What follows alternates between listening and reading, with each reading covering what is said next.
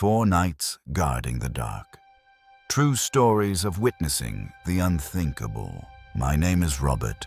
I'm 35 years old, and I need to tell you about 4 separate experiences that fundamentally changed how I view protection security and what it means to witness something so disturbing that you can never quite unsee it.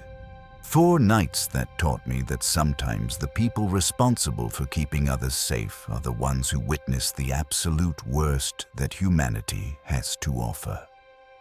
4 stories that prove that evil doesn't announce itself. It just shows up when you're paying attention. If you love true horror stories about graves being desecrated home, invasions you can't stop being followed by strangers with sinister intentions and witnessing violence unfold right in front of you, hit like and subscribe right now. Because what happened to me over the course of these 4 separate jobs and encounters will make you question whether anywhere is truly safe. It will make you paranoid about who's watching you. It will make you understand that sometimes the worst threats are the ones nobody expects until it's almost too late. These are the stories of what I saw when I was supposed to be protecting people. These are the nights I'll never forget. Part 1. The Grave Desecrator. About 10 years ago, I worked at a cemetery. The money was good and it was relatively easy. All I really had to do was drive around in my truck and make sure no kids were causing trouble. No vandalism, no disrespect, no disturbances of the dead. Every night was exactly the same, and by then I'd already gotten used to the creepy nature of the job. You get desensitized to it, walking through rows of headstones in the darkness, knowing that beneath your feet are thousands of bodies, knowing that you're surrounded by death at every moment of every shift. But you get used to it. The mind is a fascinating thing. It adapts. It accepts even the most disturbing circumstances as normal after enough time. After a normal night of work, I got off around 6 in the morning and headed home. I didn't usually go to bed until around 11 or so. While I was getting ready at 10:30 in the morning, my phone rang. It was my boss.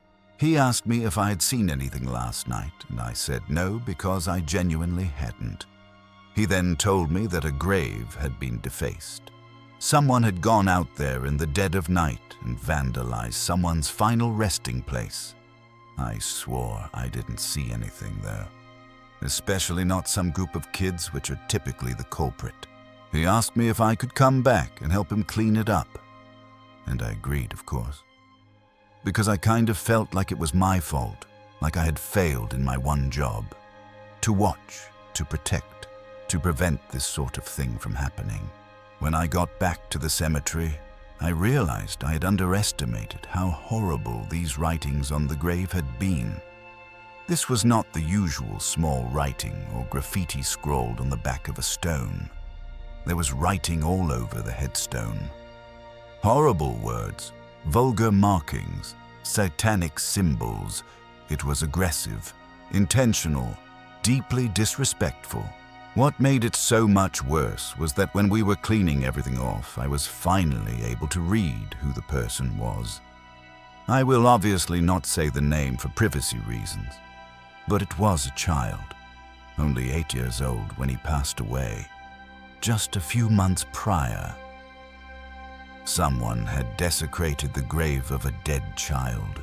I was filled with anger and sadness, unlike any I felt before. I mean, who does that? Who goes out in the middle of the night and destroys the final resting place of an innocent child? What kind of person has that level of disrespect, that level of depravity? I stayed with my boss for a bit as we checked some surveillance footage. The cemetery was huge though, and the only camera we had was on one building where the funerals were held. It wasn't very big, and again, this was quite a long time ago and cameras weren't what they are today. We didn't see anyone at all on the footage. My boss notified the town's office, as the cemetery is owned and run by the city. And for the next few weeks, they had some new guys come out to watch with me from dusk to dawn. 2 additional security personnel, walking the grounds, patrolling the rows, watching for anything suspicious. Those weeks went by without anything happening. Didn't see anyone or find any defaced graves. One of the guys rode around with me while the other one stayed near the entrance. I actually became good friends with my watch partner. We wondered and talked about what the defacer looked like. And after some time, it seemed like we'd never know. Nothing was really happening anymore. And it kind of seemed like a one-and-done type of screwed-up situation. Eventually, the other watch guards left due to the inactivity, and it was back to just me, alone, watching the graves, waiting for something that I hoped would never happen again. Another week went by of nothing before something happened again.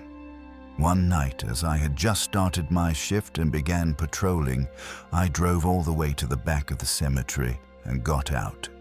I began my walk, which I had to start doing to see if any graves had writing or defacement or anything out of the ordinary. As I was getting to about where the kid's grave was, I realized that something was off. I was a couple 100 feet away from the kid's grave, and it was pitch black outside. But something looked out of place. Something felt wrong. I stared in that direction for a whole 30 seconds, getting a little creeped out even then. My instincts were screaming at me. Something is here. Something is wrong. Be careful. I started walking closer, shining my dim flashlight all around the area. The beam was weak and only illuminated a small circle of ground in front of me. The rest of the cemetery remained in absolute darkness. Once I was just 100 feet away, I shined my flashlight again at the kid's grave. The light barely reached that far, and in the dim, foggy darkness, I could see a black figure laying on the ground, completely still, next to the grave. Obviously, I was horrified. I didn't know if it was a dead body that had been dug up or a living person trying to hide. My mind was racing through possibilities. None of them were good. None of them made sense.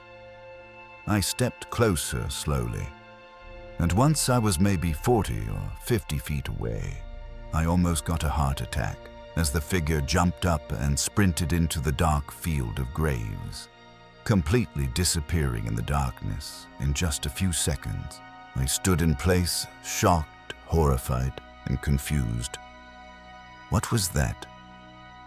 What was someone doing laying on the ground next to that grave? What were they doing out here at this time of night? Once I got a hold of myself, I ran back to the truck and radioed for the police.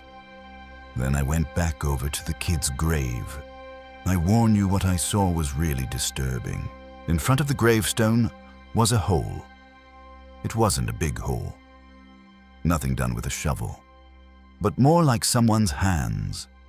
Bare hands. It didn't even go very deep. Maybe just a foot. But someone had tried to dig up this child's grave with their bare hands, and it made me sick. Physically sick. I don't know what the person was trying to achieve, and unfortunately we never figured out who did it.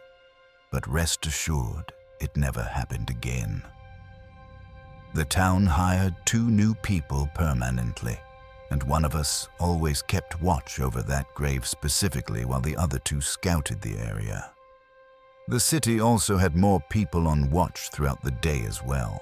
To this day, that's been by far the worst thing I've seen while doing graveyard work. No ghosts, no creatures, just horrible human beings, just depravity, just evil. Part 2. The Hooded Intruder. I'm a community patrol officer for a neighborhood in southern Las Vegas. If you aren't familiar with this occupation, it's nothing like a police officer or anything. I'm just a regular 25-year-old that drives a small patrol vehicle around nice neighborhoods to make the residents feel safer. It's a pretty common thing around here since there's a lot of rich neighborhoods right next to a violent city. All my patrols, I have to also report specific community violations. For instance, some housing communities require bushes to be trimmed every week. So if I see an overgrown bush, I have to report it and leave a note at the residence. It's petty, and I personally find it weird that people like to live in neighborhoods like that. But it gives me a job, so I can't complain too much. Anyway, I primarily work 8 p.m. to 3 a.m. It's an odd shift, but that's just how they schedule for some reason. I'd never seen anything strange before this incident. The only things I'd ever really see were groups of teenagers doing dumb things at the parks at 1 a.m. But last week I had something happen that was beyond disturbing. And I can't stop thinking about it. I was doing my regular patrol, which was a specific route we had to take during the middle, beginning, and end of our shifts. This was my mid-shift patrol, so it was about 10 p.m. and pretty quiet outside. During the drive, I have to check the community pools to make sure they are locked for the night. I pulled into the small parking lot and walked over to the gate. I quickly walked inside and checked the pool area to make sure nobody was still inside. I went back out and locked it. As I made my way over to my car, I noticed a hooded man sitting on one of the park benches not far from where I was. Both of his hands were in his pockets, and he seemed to just be staring at the ground. Honestly, I thought this dude was just waiting for his drug dealer or something. But I didn't know, nor did I really care. I got back in my car and continued on with my route. The community is large, and the routes take probably an hour to complete with no traffic. By the time I finished, it was just about midnight. For the next little bit, all I had to do was drive around the neighborhoods.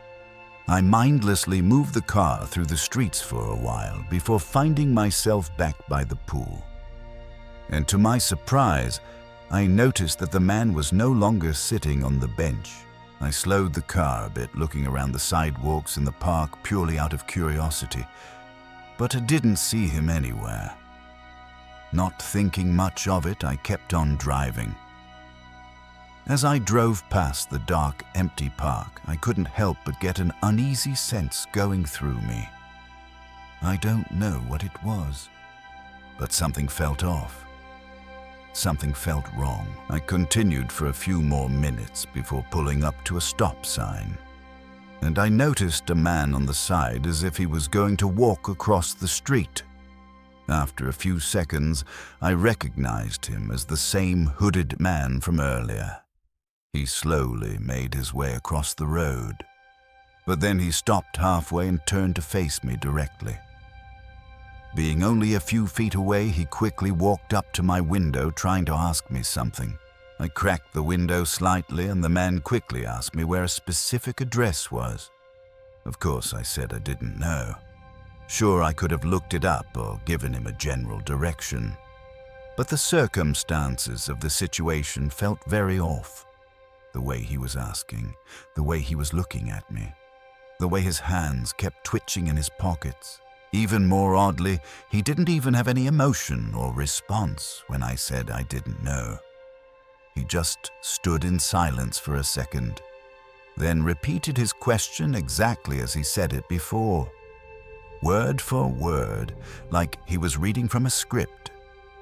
This was when I really started to get nervous and feel unsafe. I told him I needed to leave quickly. I rolled up my window and began to move forward. The man didn't do anything as I drove off, looking in my rearview mirror. He was just standing there in the middle of the road, watching me drive away, unmoving, unblinking, just watching. I parked down by a nearby street by one of the houses, then collected my thoughts. It was a really weird encounter. But was it reason enough to call the police? I didn't know.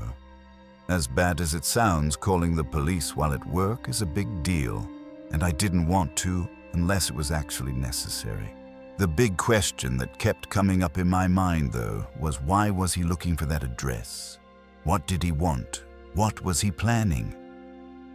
I decided to type it into my GPS, and it was just a few minutes away inside the neighborhood I was patrolling.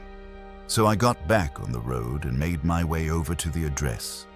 When I arrived, it seemed like every other ordinary house at 1 a.m. All the lights were off and nobody was outside. I parked on the other side of the street and waited for a bit. But not even 30 seconds later, the hooded man came into sight, walking down the sidewalk towards the house. I watched from my car as he walked up their driveway and up to their front door. He knocked a few times, then waited for a while before knocking again. Almost a whole minute went by before someone answered the door. And then he did it. The hooded man slammed his body into the homeowner and fought his way inside the home.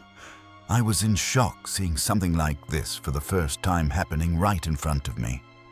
Real, unfolding, violent.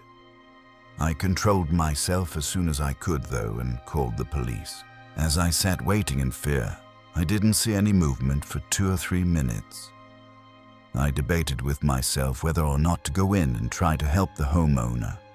Honestly, though, I was terrified and didn't want to make an already horrible situation even worse. So I stayed in my car. Suddenly, the front door moved a little, then swung open abruptly, followed by the hooded man sprinting out and running off down the street into the darkness. The police didn't arrive until almost 10 minutes later.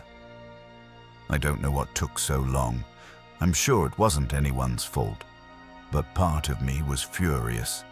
By then, the man was long gone and the homeowner was laying inside, having been beaten so hard that he was unconscious. Over the next few days, more unfortunate information came in. The homeowner didn't recognize the man from anywhere and barely even remembered the situation. But the guy also didn't steal anything from his house. This was very unusual because the man had clearly known of the homeowner's address. His only known goal was to hurt the homeowner. So it didn't make much sense for the suspect to not be someone he knew. Some kind of targeted attack. The whole thing was very strange, and it still makes me feel uneasy. It's only been a week since this happened, though. So hopefully more information comes up, and the hooded man gets caught before he does this again. Part 3. Followed home. I had recently graduated when this occurred a few years ago, and I was taking full advantage of my summer vacation. I'd started working full-time at the high school where I'd just completed my studies since I needed the money for college. My family had asked me to accompany them to my grandparents' home in Virginia, but I had declined because I had already purchased tickets for a concert that was set to take place on the very day we had to depart. I didn't mind staying behind at all. I mean, what 18-year-old doesn't want a house to themselves for a full week? No parents, no curfew, no supervision. Furthermore, I had no concerns that my neighbors would complain about the parties or cause me any kind of inconvenience, because most of them were gone as well. I had a strong desire for some fried chicken that day, which took me out of the house. On my way back, there was an accident on the main road causing a whole line of traffic. So I decided to take a shortcut and was relying solely on Google Maps to get me home. I noticed a light turned on as I passed the mechanic shop along the route. It was another car, but this car had only one functional headlight, which was really weird. It looked broken, damaged, dangerous. I distinctly recall finding it really odd that this automobile had abruptly turned on its light as I was passing, and I was even more alarmed when it departed behind me.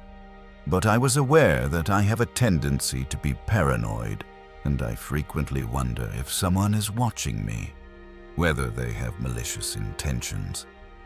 I dismissed the idea as a weird coincidence and moved on, but then I started to stress out as I got closer to my neighborhood, and I realized that the car was still following me. My fear was increased by the fact that I was low on gas at the moment. I had two choices at this point.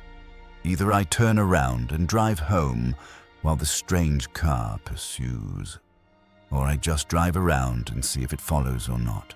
Driving around, however, seemed to be a very dangerous alternative, because I wasn't sure what I would do if my car ran out of fuel in the middle of the road, leaving me trapped with this creep on some lonely, deserted country road at night. I reasoned that I'd better take a chance in a familiar setting, rather than on the side of a lonely, dusky country road. At least at home I had tools, weapons, a phone, potential escape routes. Once this was decided, I pulled onto my street, and I felt my heart drop as the car with one headlight turned directly behind me. At this moment, I thought I was doomed. I started pulling into my driveway because there was nothing else I could do. And to my absolute horror, they started to follow me up the driveway. Now that I think about it, I believe I should have called the police right then and there. But at the time, I was so engrossed in my own thoughts and fear that the idea never even entered my head. I stopped and placed my car in reverse when the car started to follow me up the driveway. They reversed in response, but they also came to a stop at the bottom, thus blocking my way out. I started moving forward again, but everything just kept repeating. I drove, they followed, I reversed, and they blocked my exit, over and over again. A couple of times, back and forth, up and down the driveway. Finally, I hurriedly pulled further up the driveway and swung my car around to confront them. They had already covered more than half of my driveway by this point.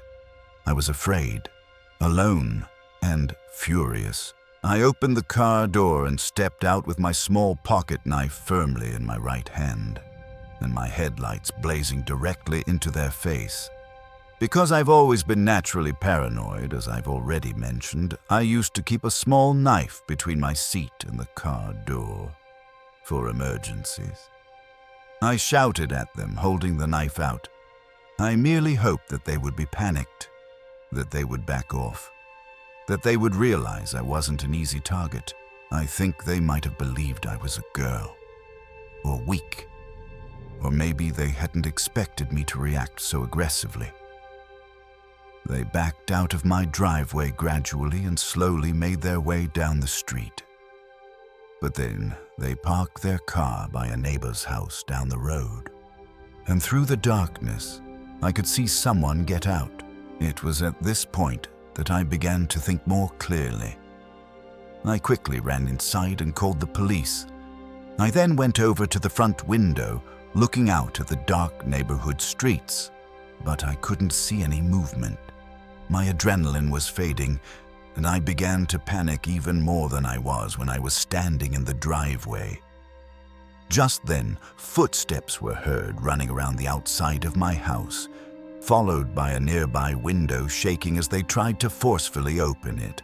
Terrified and losing my mind in the panic of the moment, the man continued to run around the house, testing every door, testing every window, trying to force them open.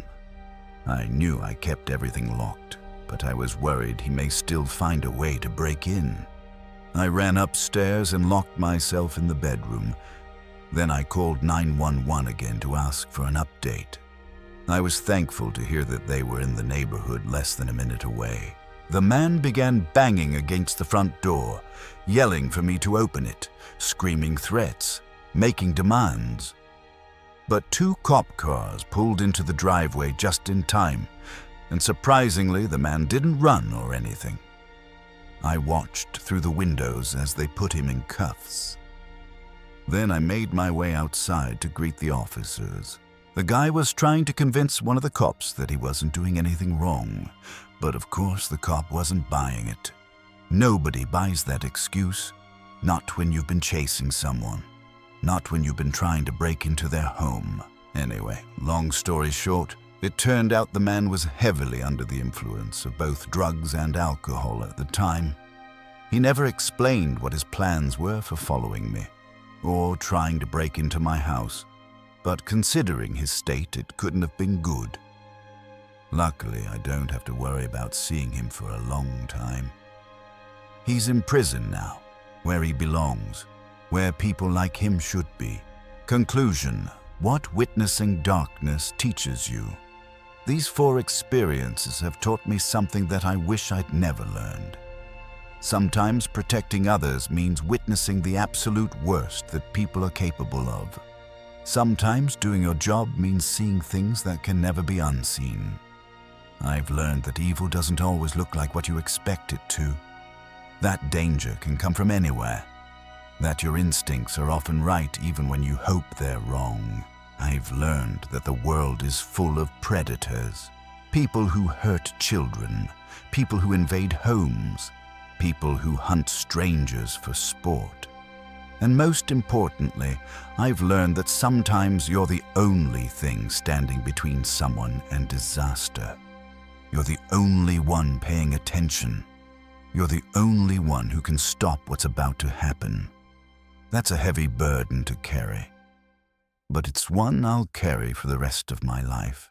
These are the stories of what I witnessed when I was supposed to be protecting people. These are the nights that changed me forever.